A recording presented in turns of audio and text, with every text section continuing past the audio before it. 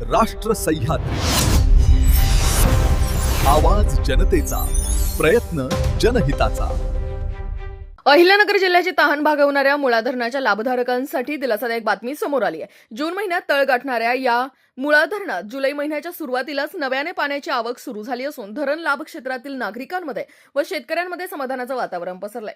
2 दिवसांपासून मुळा धरणाच्या पाणलोट क्षेत्रात दमदार पाऊस झाल्यामुळे कोतुळ परिसरातून वाहणाऱ्या मुळा नदीतून मुळा धरणात नव्याने पाणी येण्यास सुरुवात झाली आहे. साधारणतः जून अखेर धरणात पाण्याची आवक सुरू होते.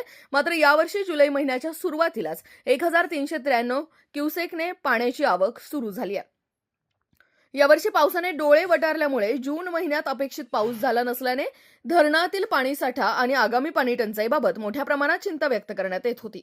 अशा परिस्थितीत धरणामध्ये नव्याने पाणी येऊ लागल्याने अहिल्यानगर शहरासह राहुरी, नेवासा, पाथर्डी आणि शेवगाव तालुक्यातील नागरिकांना यामुळे मोठा दिलासा मिळालाय. सध्या मुळा धरणाची पाणी पातळी 1761 फूट असून एकूण पाणीसाठा 6400 दशलक्ष घनफूट आहे, तर उपयुक्त पाणीसाठा 1900 दशलक्ष घनफूट इतका नोंदवण्यात आलाय. जलसंपदा विभागाच्या कार्यकारी अभियंता सायली पाटील यांच्या मार्गदर्शनाखाली उपविभागीय अभियंता पी.व्ही. पाटील आणि उपअभियंता राजेंद्र पारखे हे मुळा धरणाच्या पाणी पातळीवर व धरणाकडे येणाऱ्या पाण्याच्या अवकेवर लक्ष ठेवून आहेत. राष्ट्र सह्याद्री न्यूजसाठी प्रतिनिधी राजेंद्र परदेशी. राष्ट्र सह्याद्री, आवाज जनतेचा, प्रयत्न जनहिताचा.